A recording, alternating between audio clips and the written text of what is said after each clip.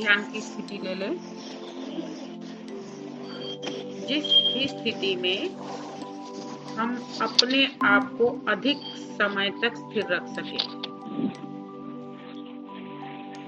पूरे ध्यान के दौरान स्थिति में परिवर्तन ना हो।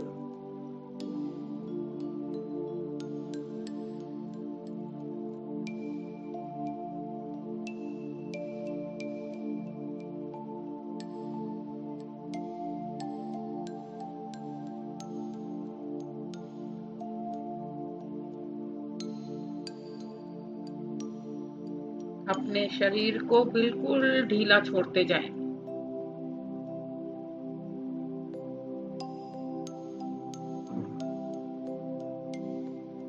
बिल्कुल एक चट्टान की तरह शरीर को स्थिर कर दें।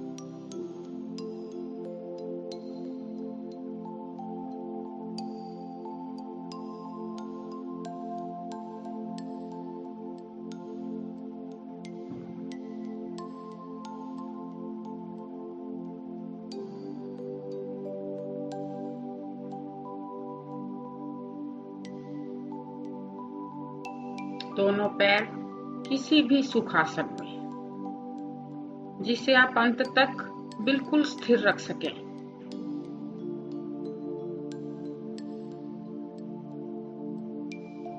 बाएं हाथ की हथेली, उसके ऊपर दाएं हाथ की हथेली या दोनों हाथों की उंगलियां ग्रिप कर लें।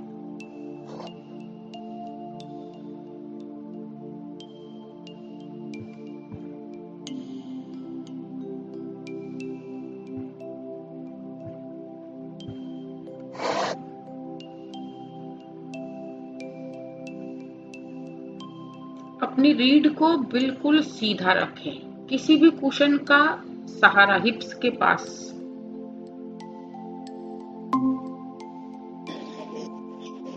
रीढ़ को बिल्कुल सीधा रखें, सहज, क्योंकि जैसे ही हमारा शरीर स्थिर होता है,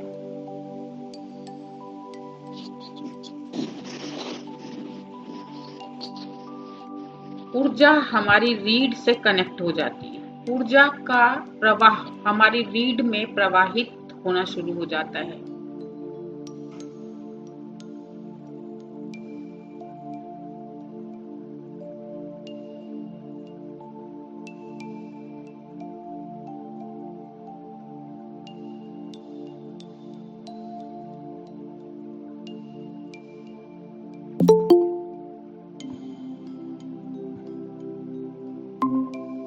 अपने दोनों पैरों के पंजे बिल्कुल सहज ढीले कर दें, समर्पित कर दें।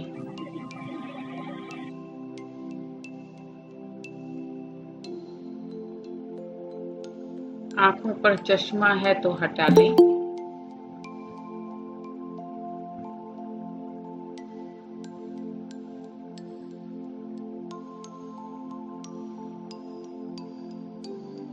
दोनों पैरों के पंजे, एड़ी, टखना, पिंडलियां, दोनों घुटने सहज समर्पित बिल्कुल ढीले करते जाएं। छोड़ दें बिल्कुल व्यवहारिक जीवन के तनाव को, जहां है वहीं छोड़ दें।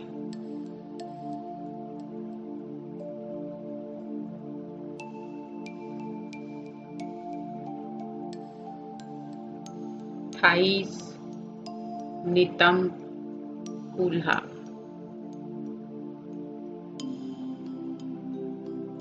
हमारे शरीर के इंटरनल पार्ट्स,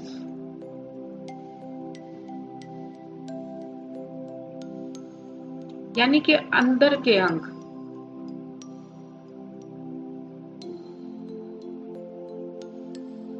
पूरा पेट, पेट का एक एक अंग,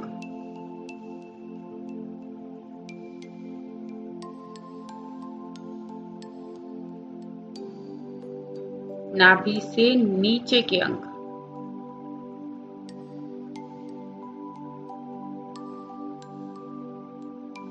नाभि से ऊपर के अंग,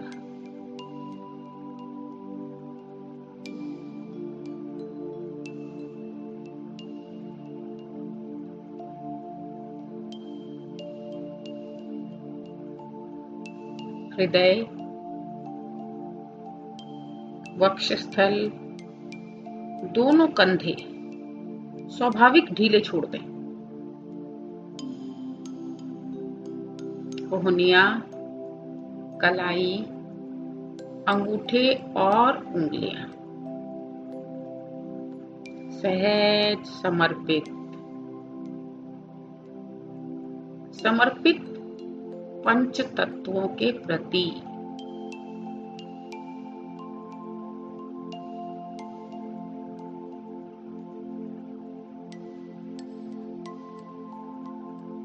गर्दन, चेहरा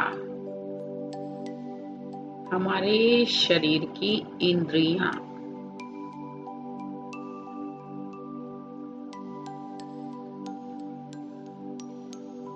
हमारा शरीर प्रतिक्रिया करता है हमारी इंद्रियों पर। हमारी इंद्रियों के द्वारा जो भी ग्रहण किया जाता है, शरीर उस पर प्रतिक्रिया करता है, चाहे वो सुनना हो, चाहे वो देखना हो, चाहे वो चखना हो, चाहे वो सुगंध हो या स्पर्श। हमारा शरीर प्रतिक्रिया देता है हर इंद्रियों की शक्ति पर। सहज स्वाभाविक पलट दे अंदर की तरफ। मस्तिष्क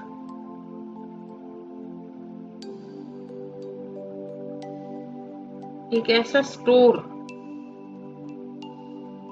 जैसे हम घर में एक स्टोर बनाकर रखते हैं, जहां पर हर तरह का सामान, कपड़े,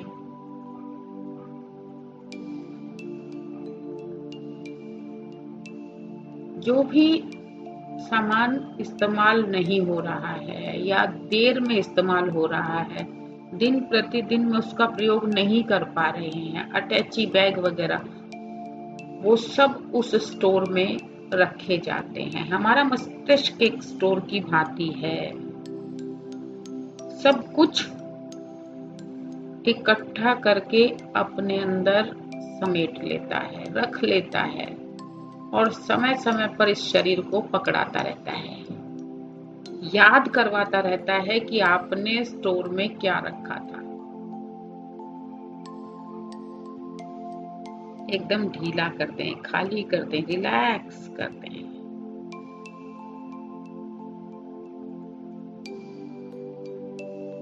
पूरी रीढ़,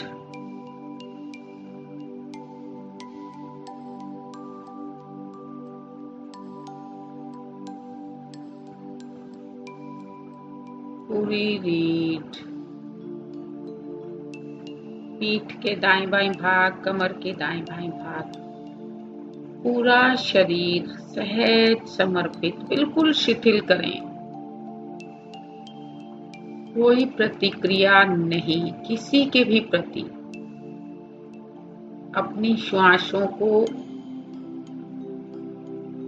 देखते जाएं।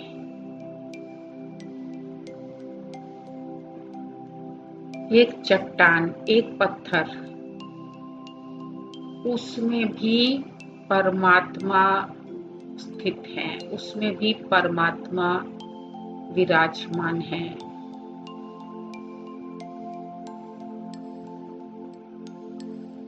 कारण केवल उस पत्थर की स्थिरता।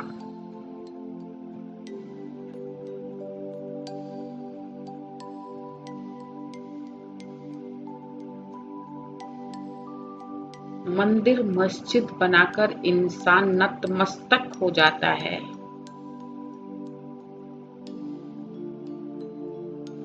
केवल उन पत्थर के सामने, पत्थर की मूर्ति के सामने, पत्थर की इमारत के सामने, उस पत्थर जैसी स्थिरता जब हमारे शरीर में बन जाएगी,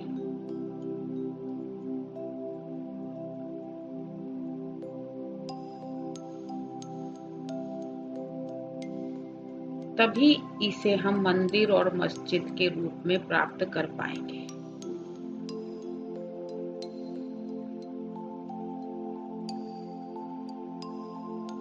अपने हाथों से हम मंदिर सजाते हैं, अपने हाथों से हम मंदिर बनाते हैं,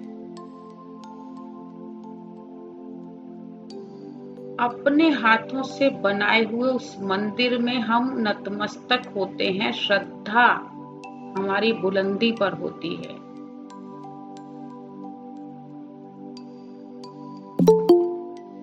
परंतु उस मंदिर को बनाने वाले हमारे इस शरीर को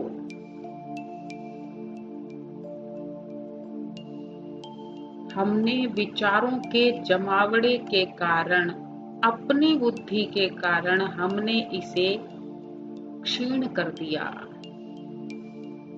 हमने इसके महत्व को कम कर दिया।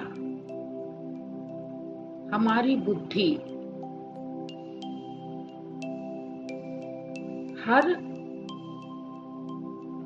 परिस्थिति को विभाजित कर देती है, हर विचार को विभाजित कर देती है। एक परिस्थिति का नाम हमने सुख रख दिया, दूसरी परिस्थिति का नाम हमने दुख रख दिया, जबकि वो दोनों एक रस्सी के दो छोर हैं। पहला शुरू का छोर और दूसरा अंत का छोर। हमारी बुद्धि ने उसे विभाजित कर दिया, क्योंकि बुद्धि विभाजन जानती है। बुद्धि को विभाजन में ही रस प्राप्त होता है। एक को जीवन का नाम दे दिया, एक को मृत्यु का नाम दे दिया, जबकि वो दोनों छोर हैं एक रस्सी के।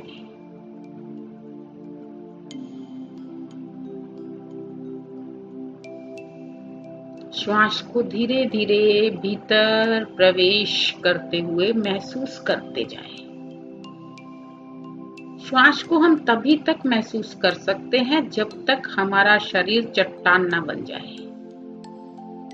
जैसे ही हमारा शरीर उस रूप को प्राप्त कर लेता है, हम श्वासों की गति को भी नहीं देख पाते। श्वासों की गति भी हमारी पहचान से बाहर निकल जाती है। धीरे धीरे श्वास को फिर बाहर जाते हुए देखें, क्योंकि हमारी श्वास निश्चित करती है कि परमात्मा इस शरीर के अंदर विद्यमान है।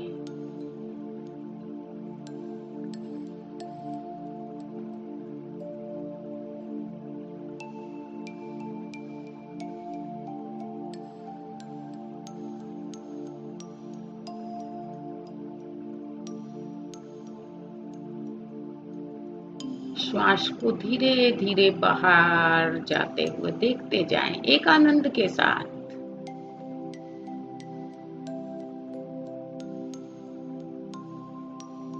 क्योंकि जिस स्वरूप को हमने स्थापित किया था, हमारा शरीर भी उसी रूप को प्राप्त करना चाह रहा है, उसी रूप में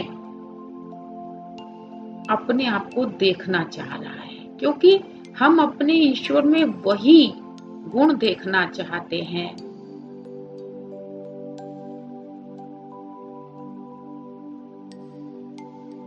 अगर हमें अवगुण दिखाई देते हैं तो हम रावण का नाम रख देते हैं। अर्थात हम अपने शरीर में भी रावण के गुण नहीं देखना चाहते, रावण का प्रभाव अपने शरीर पर भी नहीं देखना चाहते। ध्यान हमें भगवान राम की मूरत में परिवर्तित करता है। ध्यान हमारे अंदर के अवगुणों को समाप्त करके अंदर के रावण को भस्म करता है। रावण 5 विकारों का पुतला है: काम, क्रोध, लोभ, मोह, अहंकार। इन 5 विकारों का जब कोई भी मस्तिष्क बन जाता है, चाहे वो हमारा ही हो, तो उसे हम अपने देव से अलग पाते हैं।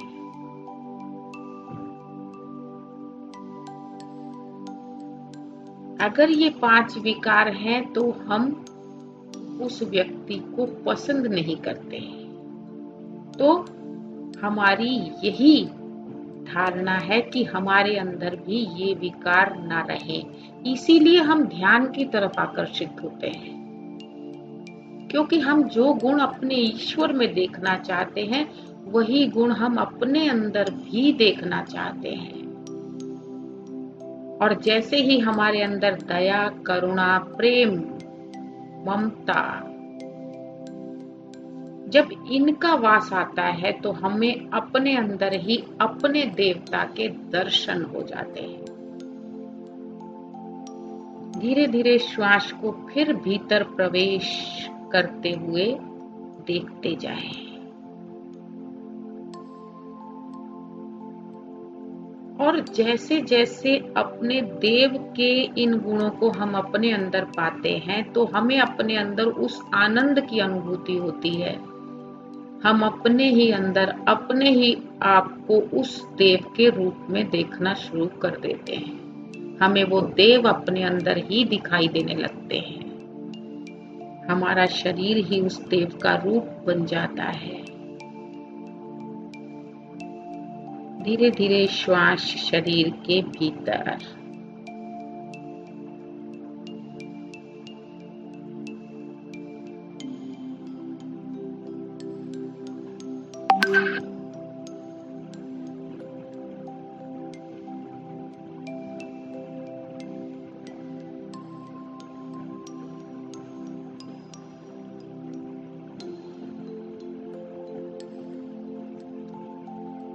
बुद्ध कभी भी एक बार में किसी भी व्यक्ति को अपना भिक्षु नहीं बनाते थे।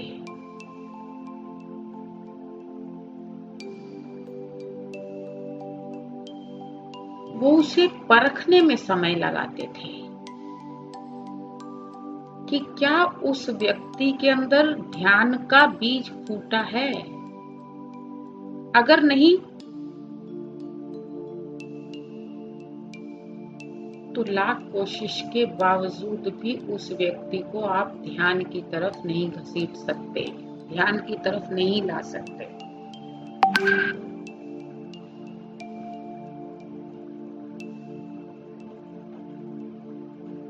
एक बार एक व्यक्ति भिक्षु बनने के लिए संघ में शामिल हो गया।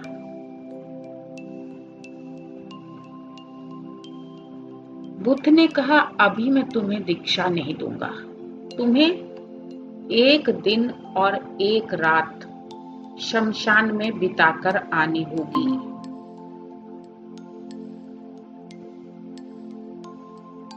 उस व्यक्ति ने कहा, बुद्ध, आपने बाकी मेरे साथ आए हुए सभी व्यक्तियों को दीक्षा दे दी, अपना भिक्षु स्वीकार कर लिया, लेकिन मुझे क्यों नहीं?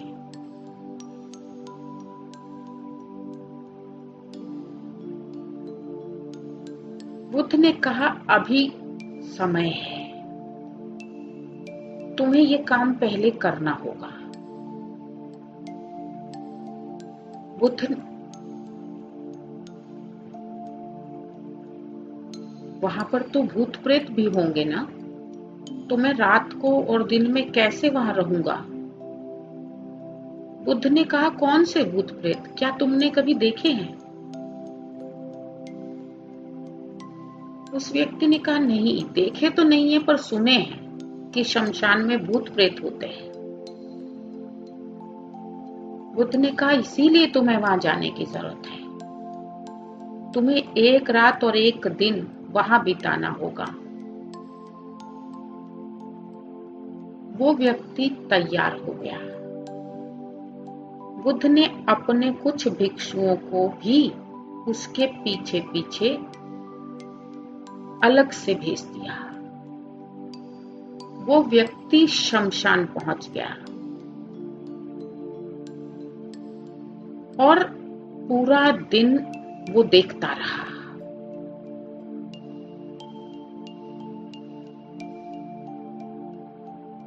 जब भी किसी को लेकर आया जाता तो उसके साथ उसके परिवार के सदस्य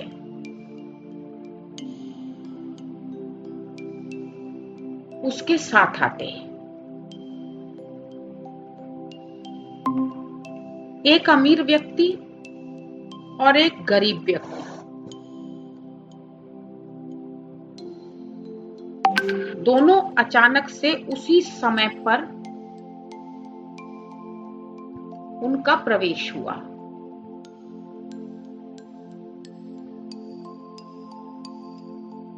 क्योंकि अमीर व्यक्ति को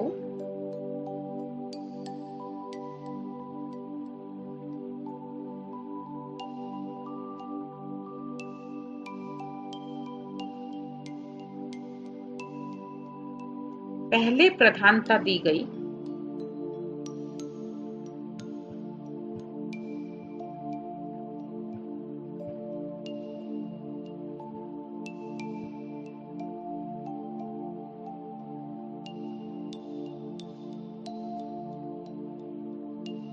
उसके साथ के सभी लोग एक एक करके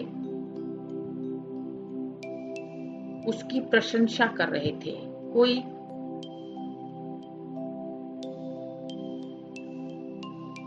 उसकी अच्छाइयों की, कोई बुराइयों की, कोई बिल्कुल अलग खड़े थे, कोई फॉर्मेलिटी के लिए उसके साथ खड़े थे।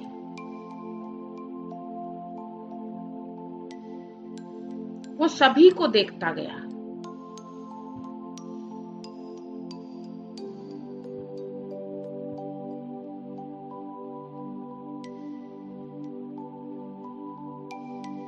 इसी तरह से गरीब व्यक्ति का भी नंबर आया और उसके साथ भी यही हुआ।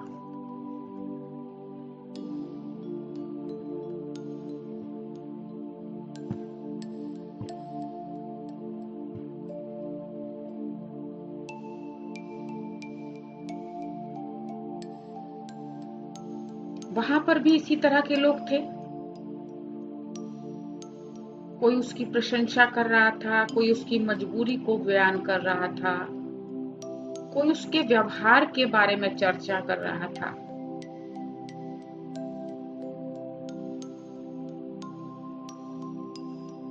कुछ समय बाद एक स्त्री के शरीर को लाया गया। तब भी इसी तरह की चर्चाएं वहां पर चल रही थी।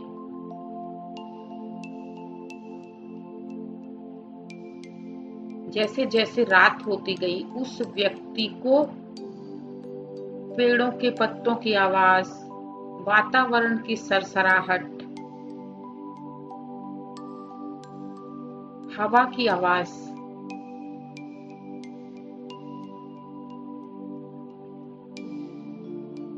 उस व्यक्ति को छूने लगी।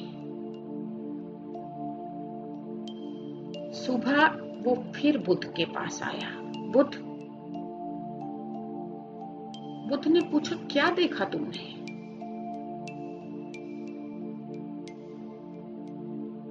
बुद्ध, अमीर और गरीब केवल हमारे मन के विचार हैं।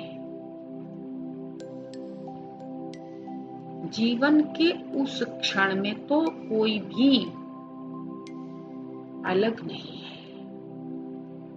स्त्री पुरुष में कोई भेद नहीं है, सभी एक समान है।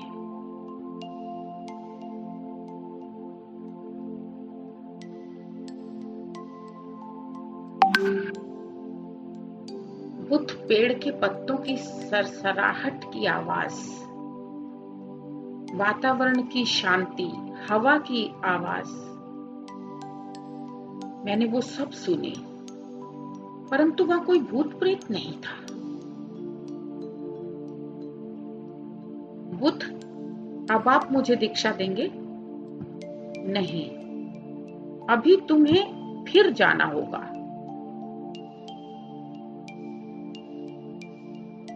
एक रात तुम्हें फिर रुकना होगा, वहीं शमशान में। एक दिन और एक रात फिर से तुम्हें वहीं बितानी होगी। लेकिन बुद्ध, मैं तो वहां सब देख आया। नहीं, अभी जो देखने के लिए था वो तुमने देखा ही नहीं।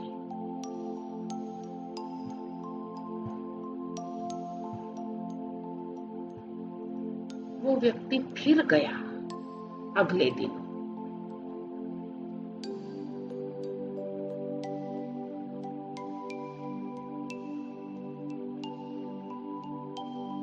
उसने अपने आप को अर्थी पर देखा। उसका पूरा परिवार उसके आसपास था। उसके पिता, उसके परिजन, उसका भाई,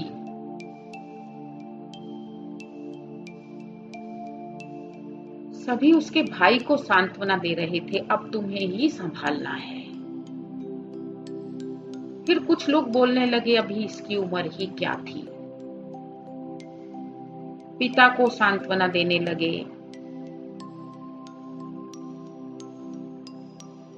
उस व्यक्ति ने कहा बुद्ध, मेरा उठने का बहुत मन कर रहा था कि मैं अपने पिता के गले लग जाऊं, मैं अपने भाई के गले लग जाऊं, मैं उनको सांत्वना दे दूं, पर मैं उठ ना सका।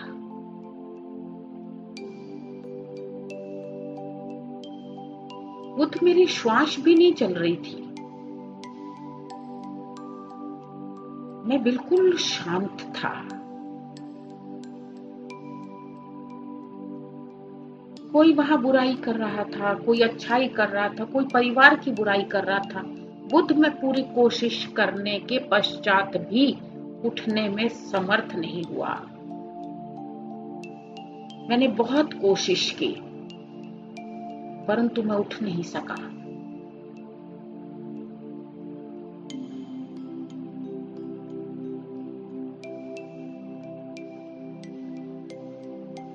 फिर उन्होंने मेरा दाह संस्कार किया। मैं उस अग्नि में तपता रहा। मैंने तब भी उठने की कोशिश की, मैंने तब भी श्वास लेने की कोशिश की, परंतु बुद्ध, मैं श्वास नहीं ले पाया। मैं उस अग्नि से धीरे धीरे जलता रहा। मैं अपने आप को उस अग्नि में देख रहा था।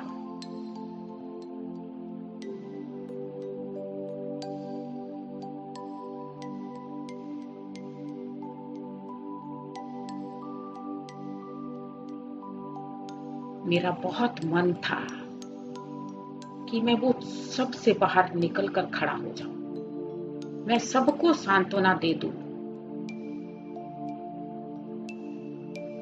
और जो बुराई कर रहे हैं मैं उन्हें भी बता दूं, जो अच्छाई कर रहे हैं मैं उन्हें भी दिखा दूं।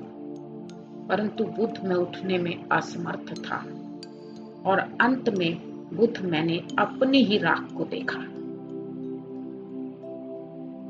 जिसका कोई भेद नहीं था किसी और की राख के साथ। बुद्ध ने कहा, अब तुम सक्षम हो गए ध्यान के लिए, अब तुम्हारे अंदर वो बीज आ गया। आज मैं तुम्हें दीक्षा दूंगा।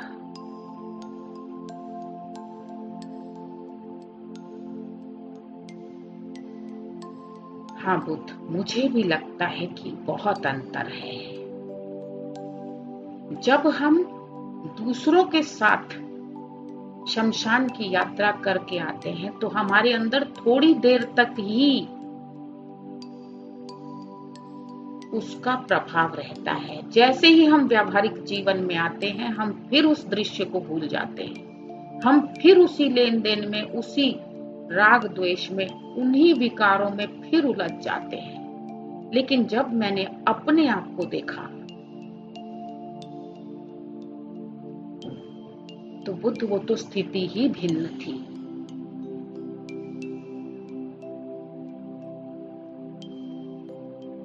वहां तो सब एक समान है।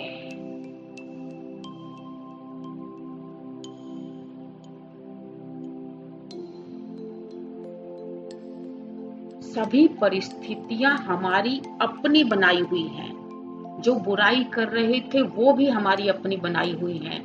वो अलग अलग मस्तिष्क की अलग अलग सोच है, और जो अच्छाई कर रहे थे वो भी अलग अलग मस्तिष्क की अलग अलग सोच है। जो उस भाई को सांत्वना दे रहे थे वो भी उन व्यक्तियों की सोच थी। कोई भी व्यक्ति अपना घर बार छोड़कर नहीं आ जाता किसी के पास। बुद्ध ये हमारी सोच के द्वारा बनाए हुए ही हमारी परिस्थितियां हैं जिन्हें हम सुख और दुख का नाम दे देते हैं।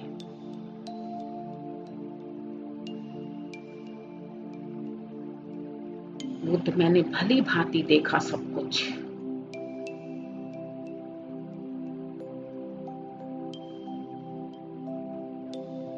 दीक्षा के लिए, भिक्षा के लिए, भिक्षुक बनने के लिए हम तब तक तैयार नहीं हो सकते जब तक हम उस शव की भांति नहीं हो जाते जो किसी के बीच में भी नहीं बोल सकता, परिस्थितियों के बीच में जो आ ही नहीं सकता। बुद्ध में चाहकर भी नहीं उठ पाया, मैं आंख नहीं खोल पाया। ये स्थिति जब तक हमारे अंदर ना आ जाए,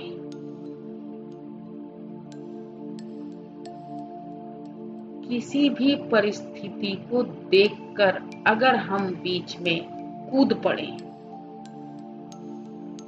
अर्थात हम अभी दूर हैं। बिल्कुल उस शव की भांति हमारी स्थिति हमें भिक्षु बनने के लिए तैयार करती है।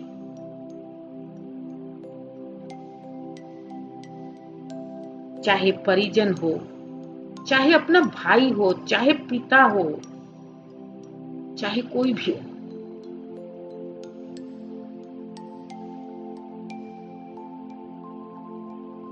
परिस्थिति हम स्वयं अपने लिए तैयार करते हैं।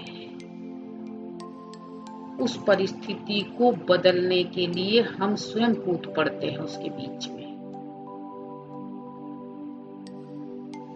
जब तक हमारी स्थिति उस शव की भांति नहीं हो जाती, उस चट्टान की भांति नहीं हो जाती, जो कुछ भी होता रहे वो बीच में बोल ही नहीं पाते। दोनों ही स्थितियां, चट्टान भी और शव भी।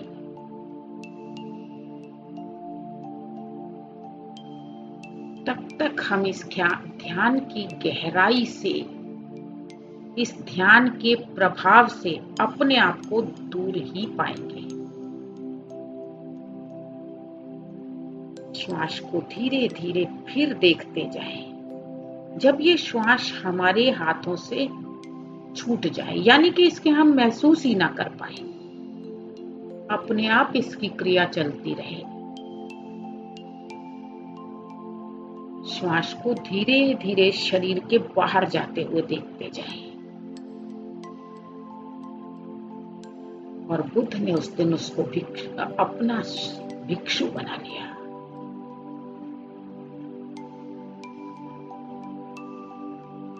केवल अपनी श्वासों पर ठहर जाएं। और जितना हम इन परिस्थितियों से अपने आप को अलग रखेंगे, उतना ही शीघ्रता से हम ध्यान में उतर पाएंगे।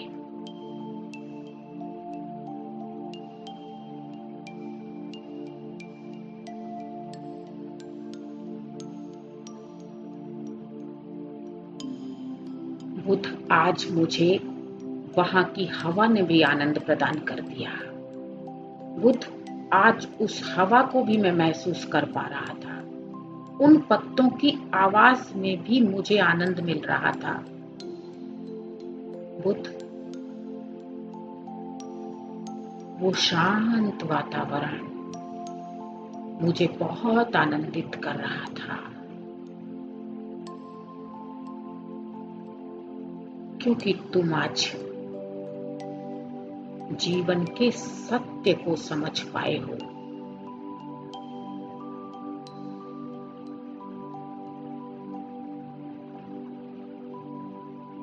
अपने अंदर प्रवाहित होती हुई इस ऊर्जा को देखते जाएं।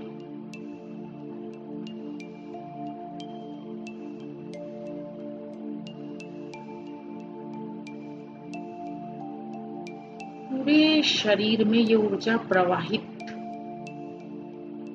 होती है जब हम श्वासों के प्रति सजग होते हैं।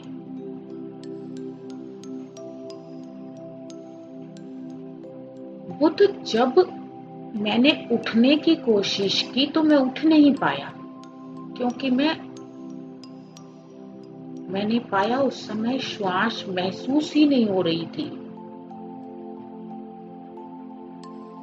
मुझे श्वास का आभास ही नहीं हो रहा था। ध्यान की यही स्थिति है। ध्यान की स्थिति में जब हमारी श्वासें सम हो जाती हैं तो हमारा ये शरीर उस ईश्वर का स्वरूप बन जाता है। हम चाहकर भी उठ नहीं पाते, हम चाहकर भी आंखें नहीं खोल पाते।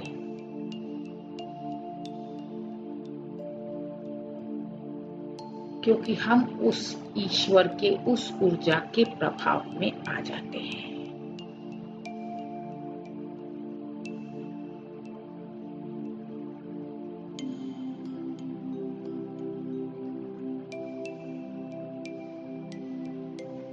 अपने सहस्त्रार्ध से इस ऊर्जा को अपने शरीर में प्रवाहित होते हुए देखते जाएं। आकाश से ये ऊर्जा, ब्रह्मांडीय ऊर्जा, हमारी श्वासों के द्वारा एक पिरामिड का रूप हमारे ऊपर ले लेती है।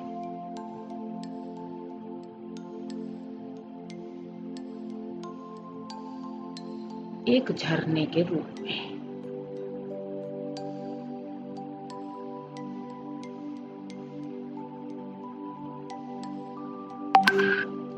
बुद्ध, क्योंकि मैं उस समय अपनी बुद्धि का प्रयोग नहीं कर पाया। मेरी बुद्धि भी उस समय मुझसे अलग हो गई थी।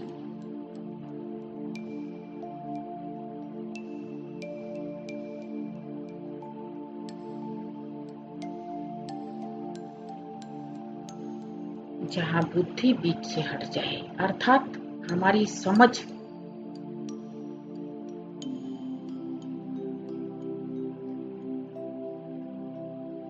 वहीं पर ध्यान घटित हो जाता है।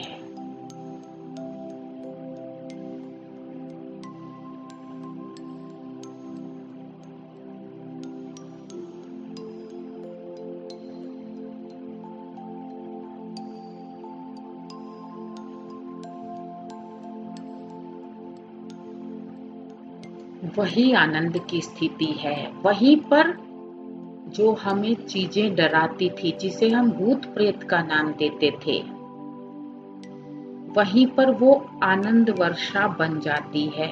वही पेड़ों की आवाज जो पहले दिन तुम्हें भूत प्रेत का एक भय तुम्हारे अंदर जगा रही थी, वही हवा की सरसराहट, वही शांत वातावरण जो पहले दिन तुम्हें डरा रहा था, दूसरे दिन वो तुम्हें सहायक लगने लगा, वो आनंद प्रदान करने लगा। यानी कि वातावरण का प्रभाव भी बेअसर हो जाना उस स्थिति में। पूरी ऊर्जा पिरामिड के रूप में हमारे ऊपर बरस रही है इस समय। देखते जाएं अपने शरीर के अंदर, सहस्त्रार्ध से सिर में सबसे ऊपर से ये ऊर्जा आपके अंदर उतरती जा रही है, पूरे शरीर के एक एक अंग में। इसके प्रभाव को महसूस करते जाएं।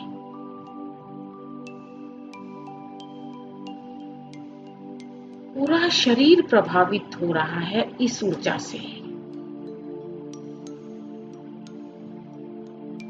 ये वो देवीय ऊर्जा है जो पत्थर में परमात्मा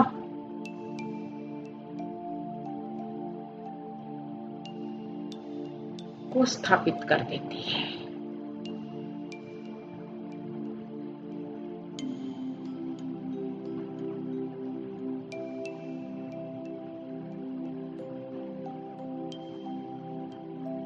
वो देवीय ऊर्जा है जिसके सामने हम सब नतमस्तक हो जाते हैं।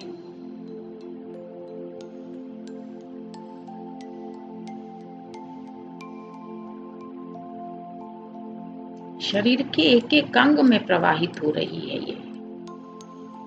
दोनों पैरों के पंजों में एक बहुत ही ताकतवर ऊर्जा इस समय है, पैरों के विकारों को दूर करती हुई।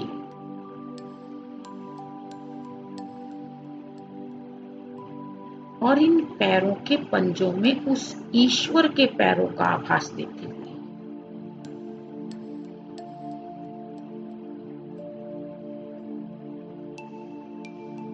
दोनों पैरों में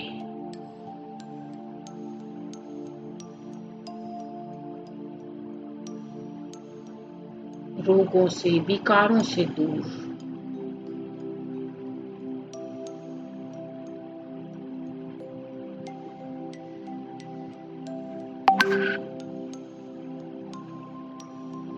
दोनों घुटनों में ये देवीय ऊर्जा का प्रवाह।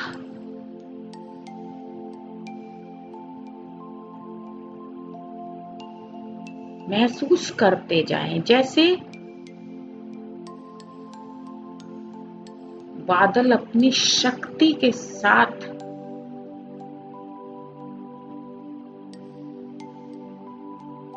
पूरे आकाश में छा जाते हैं।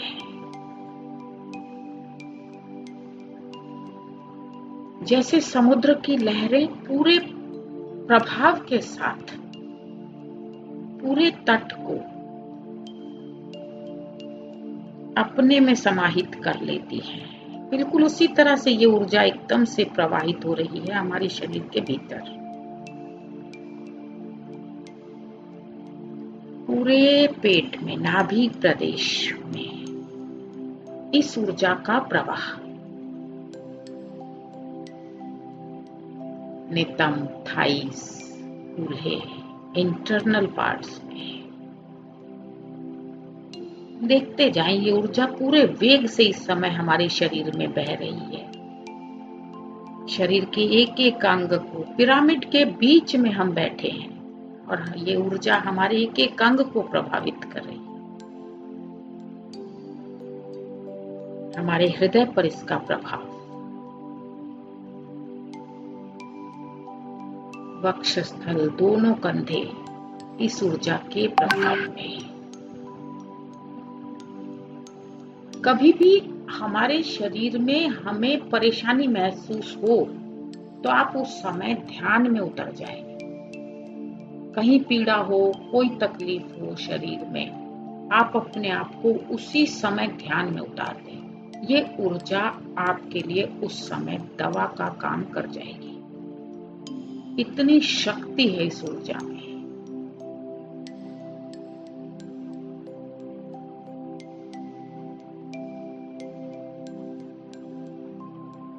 आपके पैरों में दर्द है, कंधों में दर्द है, अचानक से कभी आपको लगे तो आप लेट कर योग निद्रा में, ध्यान में उतार दें अपने आप को। बैठ सके तो बैठकर उतार दें। अपना प्रभाव दिखा जाएगी ये ऊर्जा। दोनों हाथों में, कोहनियों में, कलाई तक, अंगूठे और उंगलियों में।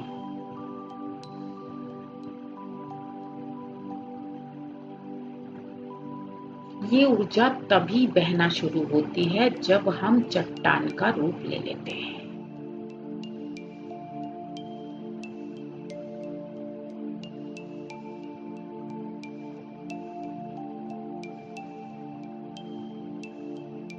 गर्दन में, पूरे चेहरे पर इस ऊर्जा के तेज को महसूस करें।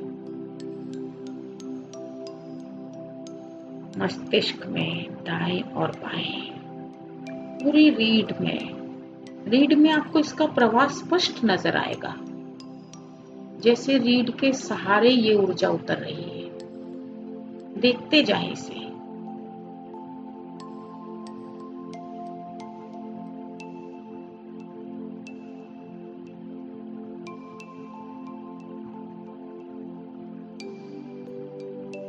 एक आनंद भरती हुई, एक सुकून भरती हुई।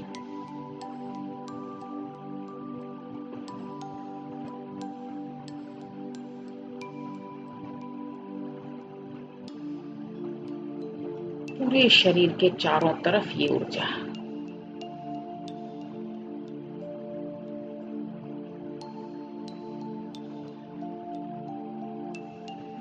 हमारे पूरे कक्ष में इस ऊर्जा का प्रवाह।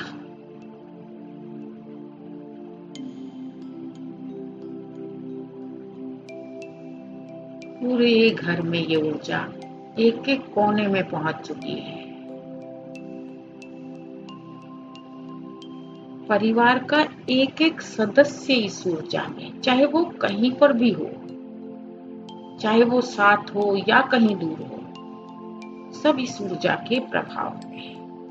पूरा विश्व इस समय ध्यान में हमारे साथ।